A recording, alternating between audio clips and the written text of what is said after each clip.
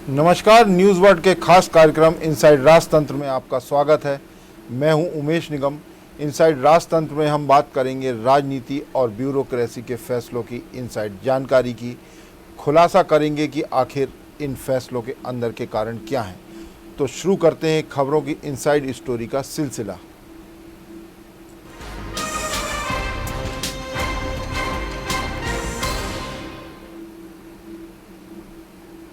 मध्य प्रदेश विद्युत नियामक आयोग पिछले कुछ महीनों से लगातार सख्त तेवर दिखा रहा है, चाहे बिजली कंपनियों के कर्मचारियों के हितों के संबंध में हो या फिर उपभोक्ताओं पर आर्थिक भार कम करने के मामले में हो। कई बार पावर कंपनियों की खिंचाई करी तो भुगतान नहीं करने के मामले में उद्योगों की खिंचाई कर पावर कंपनियों को राहत दी।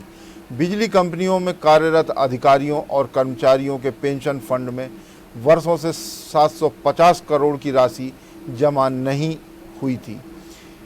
इसके लिए विद्युत नियामक आयोग ने तीनों बिजली कंपनियों और पावर मैनेजमेंट कंपनी पर 1-1 लाख का जुर्माना लगा दिया था। इधर हाल ही में बिजली के टैरिफ बढ़ाने के दौरान मीटर का किराया वसूलने के मुद्दे पर विद्युत वितरण कंपनी की खिंचाई कर उपभोक्ताओं को राहत पहुंचाई। विद्युत नियामक आयोग की आपत्ति थी कि विद्युत वितरण कंपनी उपभोक्ताओं से हर महीने मीटर का किराया क्यों वसूल रहे हैं। इसे बिजली खर्च में शामिल माना जाता है, फिर अलग से मीटर किराए की ज़रूरत नहीं है। इसलिए विद्युत नियामक आयोग ने मीटर किराए की व्यवस्था को ही समाप्त कर दिया। विद्युत नियामक आयोग ने मीटर किराए की उपभोक्ताओं से हर महीने के बिल में वसूली को गलत ठहराया। इस ओर विद्युत नियामक आयोग का पहले कभी ध्यान नहीं गया। पहले कभी मीटर किराए को लेकर विद्युत नियामक आयोग ने आपत्ति नहीं जताई, बल्कि हर साल बिजली टैरिफ में इजाफा करने के लिए विद्युत वितरण कंपनी द्वारा दी जाने वाली पिटीशन को मंजूरी दे दी जाती थी, जिसमें किराए को हर महीने वसूलने की मंजूरी भी शामिल रहती थी। दरअसल मध्य प्रदेश विद्युत नियामक आयोग में चेयरमैन की कुर्सी पर पूर्व भारतीय प्रशासनिक सेवा के सेवानिवृत्त अधिकारी SPS परिहार के काबिज होने के बाद से इस तरह के सख्त निर्णय लिए जा रहे हैं। विद्युत नियामक आयोग में पहले भी चेयरमैन के पद पर पूर्व भारतीय प्रशासनिक सेवा के सेवानिवृत्त कई अधिकारी नियुक्त हो चुके हैं, लेकिन पहले कभी इस तरह के सख्त तर्कसंगत निर्णय विद्युत नियामक आयोग ने नहीं लिए। बिजली कंपनियां हर महीने मीटर किराया वसूलती थी। औसतन 1 मीटर 7 से 9 हज़ार में आता है। बिजली कंपनी हर महीने किराया लेकर सैकड़ों गुना ज़्यादा पैसा उपभोक्ताओं से वसूलती रहीं, फिर भी मीटर का मालिकाना हक उपभोक्ताओं का नहीं होता है। मीटर किराया नहीं देने से उपभोक्ता को बिजली के बिल में औसतन 30 से 40 रुपये महीने का फ़ायदा होगा। मध्य प्रदेश विद्युत नियामक आयोग पिछले कुछ महीनों से लगातार सख्त तेवर अख्तियार किए हुए है। इस सख्ती के इसी विषय पर विस्तार से चर्चा करने के लिए हमारे साथ जुड़ेंगे वरिष्ठ पत्रकार सूर्यकांत चतुर्वेदी। सूर्यकांत चतुर्वेदी जी, आपका स्वागत है।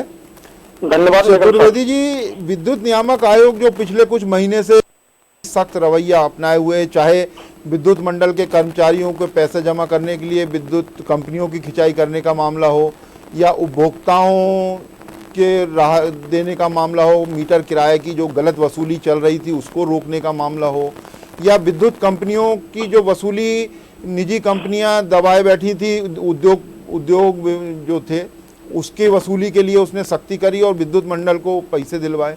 तो किस तरह देख रहे हैं जो बदला हुआ रवैया है पिछले कुछ महीनों से?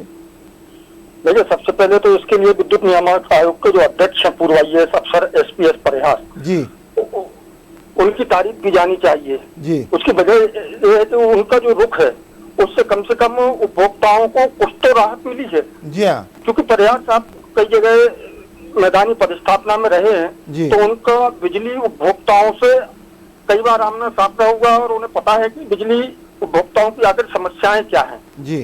और उन्हें यह भी मालूम कि बिजली कंपनियों के अधिकारी और कर्मचारी किस तरह से काम करते हैं। तो इन सारी चीजों से जब वो वाकिफ है तो निश्चित रूप से उसी आधार पर वो फैसला भी कर रहे हैं।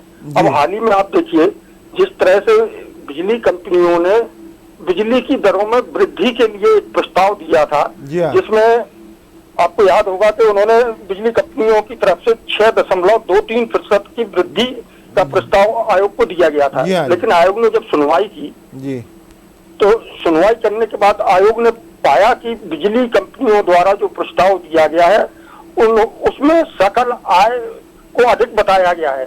उस आधार पर इन्होंने बिजली की दरों में वृद्धि की मांग करते हुए नुकसान की भरपाई की बात कही थी। लेकिन आयोग ने जब पूरे मामले को देखा और सुनवाई की तो उसे लगा कि नहीं, बिजली कंपनियों ने गलत आंकड़े प्रस्तुत किए हैं। इस आधार पर आयोग ने उनका वह प्रस्ताव न केवल ठुकराया बल्कि सिर्फ 0.64% की वृद्धि करने की अनुमति प्रदान की। तो निश्चित रूप से इस तरह के प्रस्ताव की सराहना की जानी चाहिए। आयोग जी सही कहा आपने कि जिस अनुपात में उन्होंने वृद्धि का प्रस्ताव दिया था उसको पूरी तरह विद्युत नियामक आयोग ने नहीं माना और काफ़ी कम वृद्धि की है। सूर्यकांत जी, इस बार जो टैरिफ बढ़ाने का जो प्रस्ताव था वो ठीक वैसा ही प्रस्ताव लगभग हर साल लगातार विद्युत कंपनियों के द्वारा विद्युत नियामक आयोग को दिया जाता रहा, जिसमें बिजली के मीटर की जो वसूली का वो हर बार प्रस्ताव देते थे, लेकिन विद्युत नियामक आयोग की कभी इस ओर नज़र नहीं गई। वहाँ पहले भी पूर्व भारतीय प्रशासनिक सेवा के अधिकारी जो हैं चेयरमैन के पद पे काबिज रहे, लेकिन उन सब की कभी इस ओर ध्यान नहीं गया कि ये जो मीटर का किराया उपभोक्ताओं से हर महीने वसूला जा रहा है जो नियमानुसार गलत है, ये एक बार वसूला जाना चाहिए और हर महीने जो विद्युत कंपनियां वसूलती हैं वो सरासर गलत है। और जो विद्युत नियामक आयोग ने इस बार ये शब्द का भी इस्तेमाल किया कि जो वसूली हो रही है वो गलत हो रही है मीटर किराए की, लेकिन पहले ये जो बात है ये पहले भी भारतीय प्रशासनिक सेवा के अधिकारी बैठे रहे वहाँ पे, लेकिन उन्होंने कभी इस बात पे ध्यान नहीं दिया कि मीटर किराया गलत वसूला जा रहा है या उपभोक्ताओं पे मार पड़ रही है। वो केवल जो प्रस्ताव आता था उस पर मोहर लगाई और आगे भेज दिया। कैसा देखते हैं इसको आप? देखिए निगम साहब, इसके पहले लंबे समय तक राकेश साहनी जी प्रदेश के जो प्रशासनिक मुखिया रहे वो रहे हैं और राकेश साहनी जी की कार्यप्रणाली सब जानते हैं। राकेश साहनी जी के समय कभी ऐसा नहीं हुआ कि बिजली विभाग कंपनियों द्वारा जो भी प्रस्ताव दिए गए उनमें नाम के लिए कटौती करके और उन्हें जस का तस लागू कर दिया जाता था, अनुमति प्रदान कर दी जाती थी। तो राकेश साहनी जी की कार्यप्रणाली कम से कम प्रयास साहब से अलग थी और अलग इस मायने में थी कि वो कंपनियों के हिसाब से चलते थे। अगर राकेश साहनी जी चाहते और सख्ती करते बिजली कंपनियों पर तो निश्चित रूप से बिजली कंपनियों का जो आज घाटा है वो घाटा इतना नहीं होता। हर बार बात जरूर करते थे कि लाइन लॉस कम किया जाए, बिलों की वसूली की जाए, बिल जारी किए जाएं, सारी चीज कहते थे, लेकिन सख्ती कभी उन्होंने नहीं दिखाई। अगर सख्ती दिखाते तो निश्चित रूप से बिजली कंपनियों का लाइन लॉस कम होता और लाइन लॉस कम होता तो बिजली कंपनियां घाटे में जाने की जगह इस समय उपभोक्ताओं को भी फायदा होता उसका, यदि लाइन लॉस कम होता उपभोक्ताओं को उसका फायदा मिलता। और जिस तरह से आपने बताया मीटर किराए सहित अन्य जो कर लगाए जाते हैं इनका आम उपभोक्ताओं को तो पता ही नहीं चलता है, क्योंकि वो करों पे नामकरण इस तरह से किए जाते हैं तो आम आदमी उनकी समझ से परे होता है। अब आपको एक चीज और बता दूं कि फ्यूल चार्ज के नाम पर हर बिल में पर यूनिट पर 3 रुपए की वसूली की जाती है, लेकिन आम उपभोक्ता को पता ही नहीं होता है। अच्छा, उसका नाम भी चूंकि इस तरह का होता है FCA, तो आम आदमी समझ ही नहीं पाता कि FCA आखिर उनके शॉर्ट फॉर्म को वो समझ नहीं पाते हैं उपभोक्ता और वो बेचारे भुगतान करते रहते हैं। और बिजली कंपनियां हमेशा अपने आप को घाटा बताकर कि घाटे में वो चल रही हैं, विद्युत दरों की इजाफा करती हैं, बोझ लगातार जो बिजली के उपभोक्ता हैं उन पर पड़ता रहता है। सूर्यकांत जी, व्यक्ति विशेष के बदलने से ये सारी चीज़ें बदल जाती हैं प्रशासनिक उसमें। कोई यदि व्यक्ति बारीकी से काम करने वाला है, सख्त मिजाज का है, तो उसकी कार्यप्रणाली का असर उसके काम पे भी दिखने लगता है। वो सब अभी नज़र आ रहा है।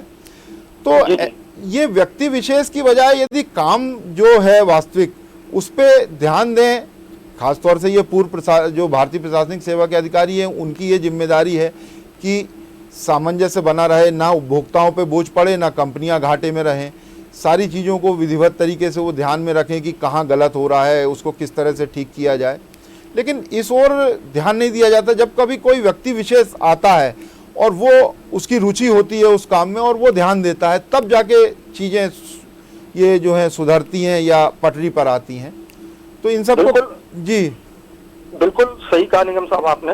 अगर किसी भी संस्थान का जो प्रमुख होता है अगर वो पूरी तरह से नियम कानूनों के हिसाब से चले और बारीकी से नजर रखे अपने अधीनस्थ सारे अमले पर और कामकाज पर, तो निश्चित रूप से इस तरह की स्थिति ही नहीं बनेगी। आप देखिए ना, जब कोई किसी अफसर की रुचि होती है तो निश्चित रूप से वो उस पर गहराई से काम करता है, कड़ी नजर रखता है, तो उसका असर कामकाज पे दिखता ही है जी। और आपको बता दें, जो भी अफसर सेवानिवृत्त होने के बाद इस तरह की किन्हीं संस्थाओं में जाता है तो अधिकांश अफसरों का मानना ये रहता है कि उन्हें तो अपना उनका पुनर्वास हो गया है, उनका अपना लक्ष्य पूरा हो गया है, बिल्कुल सही। उन्हें आम लोगों से ज्यादा कोई लेना देना नहीं होता है, केवल अपने हित की चिंता करते हैं। वो निगम साहब, मेरा कहना ये है कि नियामक आयोग ही क्यों, जी, बिजली कंपनियों के जो एमडी होते हैं जी जी, वो भी आईएएस अफसर होते हैं, और तो उन अफसरों को भी चाहिए जी हाँ, वो अपने अधीनस्थ अमले की लगाम कसकर रखें और नियम और कानूनों का कड़ाई से पालन कराएं, तो निश्चित रूप से उसका प्रतिफल जो आएगा वो उपभोक्ताओं के हित में आएगा, हित में होगा और सरकार के भी हित में होगा। तो बाद में आपको जरूरत ही नहीं पड़ेगी। और बिजली तो ऐसी चीज है। सूर्यकांत जी, ये जो इस बार टैरिफ में जो मामूली वृद्धि की गई है, जिसका अपन अभी चर्चा भी कर रहे थे, आपने बताया जी, तो इसको क्या आप नगरीय निकाय चुनाव से जोड़कर देख रहे हैं या कि सामान्य प्रक्रिया मान रहे हैं? मुझे लगता है कि इसे नगरीय निकाय चुनाव और पंचायत चुनाव जो अभी लंबित हैं, सबसे जोड़कर आम उपभोक्ता देख रहा है, खासतौर पर जो प्रदेश में कड़ी नजर रखते हैं और विश्लेषण का काम करते हैं, उन सबका मानना है कि सरकार चाहती है कि अभी जब तक नगरीय निकाय चुनाव ना हो जाए और पंचायत के चुनाव ना हो जाए, तब तक ऐसा कोई कदम ना उठाया जाए कि उपभोक्ता पर उसका भार पड़े और उसका प्रतिकूल असर इन चुनावों में देखने को मिले। हालांकि इस पूरे के पूरे उसमें अगर आप जाएं तारतम्य में, तो आप देखेंगे कि ऐसे आंकड़ों का खेल खेला गया है कि आम आदमी को लग रहा है कि उसे राहत दी गई है, लेकिन वास्तविकता ये है कि इस सब के बावजूद भी 268 करोड़ रुपए की राशि बिजली कंपनियों के खाते में आएगी। जी निगम साहब, बिल्कुल ये सही कहा आपने कि घुमा फिरा के बात की गई है। और बिजली जो अभी नगरीय निकाय चुनाव है, उस जो विद्युत दरें हैं उसमें नगरीय निकाय चुनाव की झलक दिखाई दे रही है कि सरकार किसी तरह का कोई रिस्क नहीं लेना चाहती है। और जो जिम्मेदार अधिकारी बैठे हुए हैं, जिम्मेदार जनप्रतिनिधि बैठे हुए हैं, उन सबको भी उपभोक्ताओं के हितों में भी सोचना होगा। केवल बिजली दर बढ़ाने से ही काम नहीं चलेगा कि बिजली दर बढ़ा दिया, कंपनियां घाटे में चल रही हैं। उपभोक्ताओं से जो गलत वसूली हो रही है उसकी ओर भी ध्यान इंगित करना होगा। बहुत बहुत धन्यवाद सूर्यकांत जी आपका हमसे जुड़ने के लिए। अब बात करेंगे खेती किसानी से जुड़ी एक प्रशासनिक खबर की। किसानों के हित में संचालित होने वाली एक महत्वपूर्ण योजना बंद होती दिख रही है। योजना के तहत मिलने वाले फंड की कमी के चलते पिछले साल की तुलना में इस साल 35 लाख हेक्टेयर बीज उपचार का रकबा घट गया। दरअसल केंद्र सरकार बीज उपचार योजना चला रही थी। बीज उपचार के लिए केंद्र सरकार किसानों को निःशुल्क कल्चर और थायरम जैसी कीटनाशक दवाएं उपलब्ध करवाती थी, लेकिन केंद्र सरकार ने बीज उपचार योजना के तहत पिछले 2 साल से राज्य सरकार को फंड ही उपलब्ध नहीं करवाया, जिससे किसानों को जरूरी दवाएं और कीटनाशक मुहैया नहीं हो पा रही हैं। प्रदेश के किसानों की आय दोगुना करने के, फसलों की पैदावार बढ़ाने के लिए राज्य सरकार ने बीज उपचार, फसल उपचार, चूहा नियंत्रण और निंदा नियंत्रण जैसी योजनाएं शुरू की थी। इसके तहत किसानों को बीज उपचार और फसल उपचार के लिए मार्केटिंग सोसाइटियों के माध्यम से निःशुल्क कीटनाशक दवाएं उपलब्ध कराई जाती थी, लेकिन पिछले 2 साल से किसानों को यह कीटनाशक दवाई सोसाइटी के माध्यम से मिलना बंद है। अब किसानों को अपने पैसे से ही बीज उपचार और फसल उपचार कराना पड़ रहा है। इसके चलते बीज उपचार का रकबा साल दर साल घटता जा रहा है। वर्ष 2019-20 में बीज उपचार का मध्य प्रदेश में रकबा 136.10 लाख हेक्टेयर रकबा था, जो वर्ष 2020-21 में घटकर मात्र 101.06 लाख हेक्टेयर ही रह गया। दवाएं और कीटनाशक किसानों को नहीं मिल पाए, जिससे साल भर की अवधि में बीज उपचार का रकबा 35 लाख हेक्टेयर कम हो गया। इधर कृषि विभाग के अफसरों का मानना है कि सरकार अब सर्टिफाइड बीज उपलब्ध करवाती है। इस वजह से अब इन योजनाओं का कोई मतलब नहीं रह गया। पहले जरूर किसानों को इस योजना में फ़ायदा होता था। किसान अब अपने तरीके से बीज उपचार करने लगे हैं, अभी से कोई फ़र्क नहीं पड़ता। केंद्र सरकार ने बीज उपचार योजना का फंड देना बंद कर दिया। इससे इस योजना में मिलने वाली कीटनाशक दवाएं किसानों को अब नहीं मिल पा रही, जिसके चलते किसान बीज उपचार योजना का लाभ नहीं ले पा रहे। अब लेंगे एक छोटा सा ब्रेक। आप देखते रहिए न्यूज़ वर्ल्ड।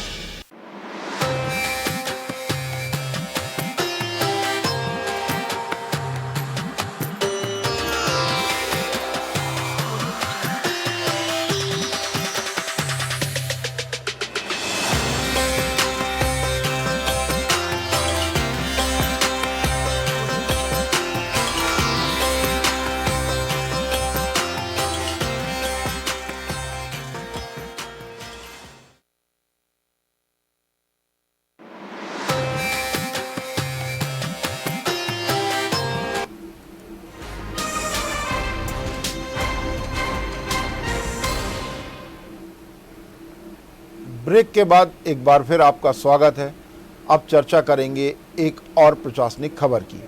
मध्य प्रदेश के विभाजन और छत्तीसगढ़ राज्य के अस्तित्व में आने के 21 साल बाद भी कर्मचारियों अधिकारियों का बंटवारा हो रहा है। विभाजन के वक्त मध्य प्रदेश के कई अधिकारी कर्मचारी छत्तीसगढ़ नहीं जाना चाहते थे, बावजूद इसके छत्तीसगढ़ कैडर आवंटित कर दिया गया था। हालांकि कई कर्मचारी अधिकारी छत्तीसगढ़ कैडर आवंटित होने के बाद भी मध्य प्रदेश छोड़कर नहीं गए थे। अलबत्ता इन सभी ने मध्य प्रदेश में वापस करने के लिए हाई कोर्ट तक में दस्तक दे दी। लंबे समय तक लड़ाई लड़ने के बाद अब रिटायरमेंट के 2 साल पहले इन सभी को केंद्र सरकार के कार्मिक लोक शिकायत एवं पेंशन मंत्रालय ने मध्य प्रदेश कैडर में ही रखने के आदेश दिए हैं। केंद्र सरकार के कार्मिक मंत्रालय द्वारा जारी आदेश में कहा गया है कि मध्य प्रदेश एवं छत्तीसगढ़ राज्य सरकारों के विभिन्न विभागों के कर्मचारियों के द्वारा उनके विकल्प के विपरीत मध्य प्रदेश एवं छत्तीसगढ़ राज्य आवंटित करने पर हाई कोर्ट में याचिकाएं दायर की गई थी। इन याचिकाओं पर हाई कोर्ट ने भारत सरकार को विचार करने के आदेश दिए थे। इसके अलावा कुछ अन्य कर्मचारियों ने भी राज्य आवंटन के विरुद्ध हाई कोर्ट में याचिकाएं दायर की थी, जो अभी लंबित हैं। इस मामले में केंद्र सरकार के कार्मिक विभाग की संयुक्त सचिव जी जयंती ने मध्य प्रदेश और छत्तीसगढ़ राज्य के प्रतिनिधियों से चर्चा कर जो कर्मचारी 20 नवंबर 2022 तक सेवानिवृत्त होने वाले हैं, उनको उनके वर्तमान पदस्थापना वाले राज्य में ही रखे जाने का निर्णय लिया था।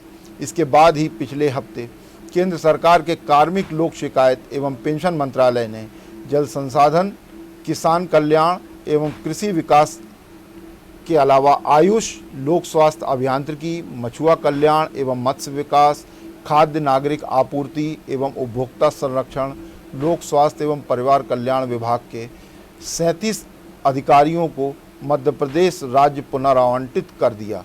1 नवंबर 2000 को मध्य प्रदेश का विभाजन कर छत्तीसगढ़ को देश का 26वां राज्य बनाया गया था। उस समय मध्य प्रदेश में मौजूद अधिकारियों कर्मचारियों में से 24.6% करीब 1.5 लाख से ज़्यादा को छत्तीसगढ़ कैडर आवंटित किया गया था। इनमें से कई अधिकारी कर्मचारी मध्य प्रदेश छोड़कर छत्तीसगढ़ नहीं जाना चाहते थे। विभाजन में उन्हीं कर्मचारियों अधिकारियों को छत्तीसगढ़ कैडर आवंटित किया गया था जो पेंशन के हकदार थे। कर्मचारियों के साथ ही कर्ज के बंटवारे को लेकर भी मध्य प्रदेश और छत्तीसगढ़ सरकार के बीच विभाजन के इतने साल बाद भी विवाद बना हुआ है। 39,199 करोड़ के कर्ज का बंटवारा अभी बाकी है। मध्य प्रदेश सरकार का कहना है कि इस कर्ज की अदायगी छत्तीसगढ़ सरकार को करना है। दरअसल यह पूंजी निर्माण मध्य प्रदेश में हुआ था, जो बाद में छत्तीसगढ़ के हिस्से में आ गया, लेकिन छत्तीसगढ़ सरकार इस कर्ज को नहीं चुकाना चाहती। उनकी दलील है कि यह कर्जा मध्य प्रदेश सरकार ने लिया था, वही चुकाए।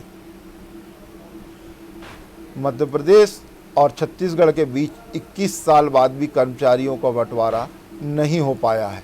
रिटायरमेंट के 2 साल पहले केंद्र सरकार के कार्मिक मंत्रालय ने 37 कर्मचारी अधिकारियों को पुनरावंटित कर दिया है मध्य प्रदेश का कैडर, जिसमें जल संसाधन, पीएचई, कृषि, मत्स्य, आयुष, खाद्य विभाग सहित कई और विभाग के अधिकारी शामिल हैं जिन्हें मध्य प्रदेश का कैडर दिया गया है। 1 नवंबर 2000 को मध्य प्रदेश का विभाजन कर छत्तीसगढ़ राज्य का गठन किया गया था। इस दौरान करीब 1.5 लाख कर्मचारी मध्य प्रदेश से छत्तीसगढ़ कैडर में गए थे। अब कई कर्मचारी जो उस समय नहीं गए थे वे मध्य प्रदेश में ही मौजूद हैं, उनका रिटायरमेंट आ रहा है, इसलिए कार्मिक मंत्रालय ने उनका कैडर मध्य प्रदेश कर दिया। अब बात करेंगे खास सेगमेंट चलते चलते की, जिसमें राजनीति या ब्यूरोक्रेसी के क्षेत्र में चर्चित प्रसंग की बात की जाती है। तो आज राजनीति के क्षेत्र से जुड़ा एक प्रसंग खासा चर्चा का विषय बना हुआ है। आजकल एक कर्मचारी को लेकर कुछ मंत्रियों और पूर्व मंत्रियों के बीच जमकर खींचतान मची हुई है। माजरा कुछ इस तरह है कि एक मंत्री जी अपने विधानसभा क्षेत्र के एक कर्मचारी से उनकी खटपट हो गई, इसलिए मंत्री जी ने उसको तड़ी पार कर झाबुआ भिजवा दिया। जिस कर्मचारी का तबादला हुआ वह भी बहुत ही पहुंचा हुआ व्यक्ति है। इसका तबादला रुकवाने के लिए सबसे पहले एक पूर्व मंत्री सक्रिय हुए। संबंधित विभाग के मंत्री के यहाँ तबादला रुकवाने के लिए प्रयास किए गए। पूर्व मंत्री महोदय विभागीय मंत्री से कह रहे थे कि नाराज मंत्री जी के विधानसभा क्षेत्र को छोड़कर संभाग में कहीं भी इस बंदे को वापस बुला लो, लेकिन पूर्व मंत्री को इस काम में सफलता हाथ नहीं लगी। विभाग के मंत्री के स्टाफ ने 2 टूक कह दिया कि जिसकी सिफारिश पर तड़ी पार किया उनकी रजामंदी के बाद ही इस मामले में कुछ हो सकता है। उनकी रजामंदी नहीं है, इसलिए उसको झाबुआ से हिलने भी नहीं देंगे। इनके बाद उसी क्षेत्र से आने वाले एक राज्य मंत्री ने भी इस कर्मचारी का तबादला रुकवाने का प्रयास किया। इनकी भी यही दलील थी कि नाराज मंत्री जी के विधानसभा क्षेत्र को छोड़कर संभाग में कहीं भी इस बंदे को वापस बुला लो। ये महाशय भी प्रयास में फेल हो गए। जिस विभाग से संबंधित मामला है उस विभाग के बुंदेलखंड क्षेत्र से आने वाले मंत्री जी को मंत्रियों और पूर्व मंत्रियों के बीच एक कर्मचारी के तबादले को लेकर हो रही खींचतान से फिजूल में टेंशन हो रहा है। कोई हटवा रहा है तो को वापस बुलवाने में लगा हुआ है। दर्शकों की सुविधा के लिए बताते चलें कि मामला चंबल क्षेत्र से जुड़ा हुआ है। इनसाइड राजतंत्र में आज बस इतना ही। कल फिर मिलेंगे राजनीति और ब्यूरोक्रेसी के कुछ नए फैसलों की इनसाइड स्टोरी के साथ। तब तक के लिए मुझे दीजिए इजाज़त और खबरों के लिए आप देखते रहिए न्यूज़ वर्ल्ड।